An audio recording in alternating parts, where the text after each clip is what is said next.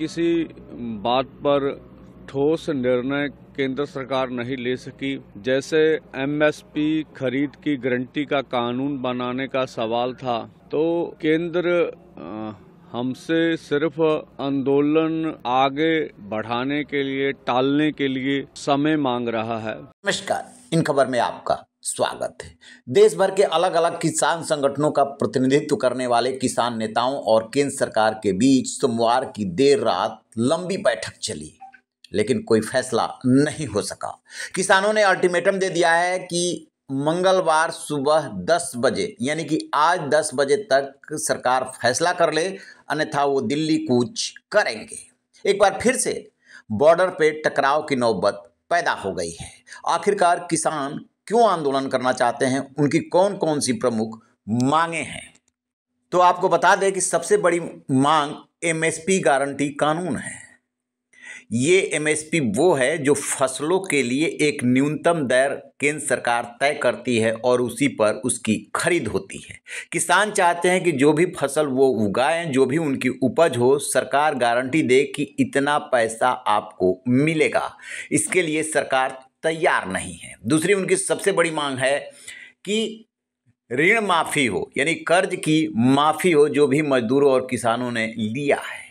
बुजुर्ग किसानों और मजदूरों के लिए प्रति महीने 10,000 रुपये पेंशन की मांग की जा रही है। बीज की गुणवत्ता में सुधार, नकली उत्पाद बेचने वाली कंपनियों को सजा देना और सभी फसलों के लिए एमएसपी के साथ साथ मनरेगा के तहत प्रतिवर्ष 200 दिन रोजगार उपलब्ध कराना शामिल है।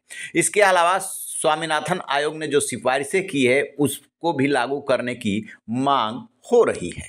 किसान मजदूर संघर्ष कमेटी के महासचिव सरवन सिंह पंधेर कहते हैं कि मीटिंग तो चली 5 घंटे तक, लेकिन उन्होंने कोई क्लियर कट आश्वासन नहीं दिया। इसलिए साफ साफ कह दिया गया है कि 10 बजे तक फैसला कर लीजिए। सुनिए क्या कह रहे हैं पंधेर।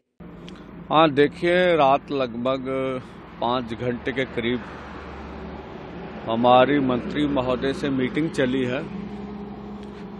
जो उनके समक्ष हमने एजेंडा रखा था देश के किसान और खेत मजदूर के लिए, उनमें से किसी बात पर ठोस निर्णय केंद्र सरकार नहीं ले सकी।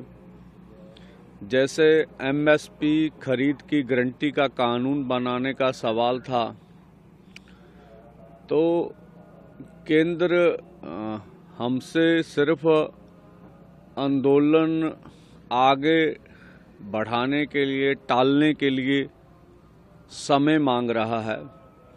जबकि आपको ज्ञात होगा कि पिछले 2 साल हो गए हैं जब से दिल्ली आंदोलन पहला ख़त्म हुआ, तब से उन्होंने चिट्ठी लिखकर हमसे समय मांगा था। उन्होंने स्वामीनाथन कमीशन की रिपोर्ट भी लागू करने की मांग की। इस पर भी उनकी बात सुनिए।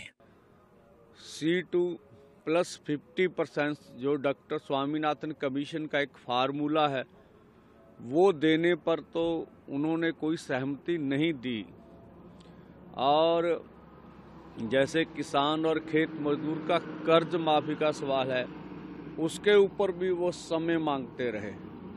तो 3 मुख्यतः बड़ी बातें थी जिनके ऊपर मंत्री महोदय ने कोई सहमति नहीं दी। इसी सीमाओं पर धारा 144 लगा दी गई है। दिल्ली में भी धारा 144 लगा दी गई है और बैरिकेडिंग बहुत जबरदस्त की गई है। पिछले अनुभव को देखते हुए जो जो उपाय कर सकती थी पुलिस, वो सब कर रखे हैं। लेकिन जिस तरीके से किसानों का जत्था जगह जगह से रवाना हो रहा है और बॉर्डर पर आकर के उन्हें रोका जाएगा, तो संघर्ष की स्थिति आ सकती है।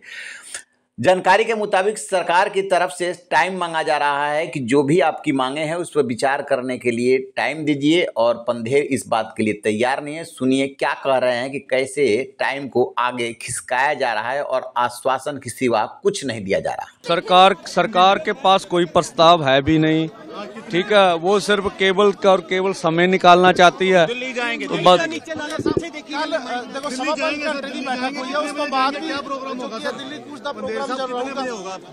देखो, अंदोलन तो हैगा इसी का। असी तो हम लोगों ने पूरी कोशिश की है भी मंत्रियों से हम बातचीत लंबी करें और कोई ना कोई हमारे पक्ष में निर्णय आए, पर हमें कुछ ऐसा लगा नहीं मीटिंग में। तो आज 10 बजे तक का किसानों ने समय दिया है। देखने वाली बात यह है कि जो 2 साल पहले आंदोलन हुआ था उसमें मांगे जो अधूरी रह गई थी, क्या सरकार उस पर कोई ठोस फैसला करती है, कर पाने की स्थिति में है, या किसानों का कूच दिल्ली की तरफ होता है? आपकी क्या राय है? कमेंट बॉक्स में जाकर कमेंट जरूर कीजिएगा। रहिए बेखबर, देखते रहिए इन खबर। Thank you.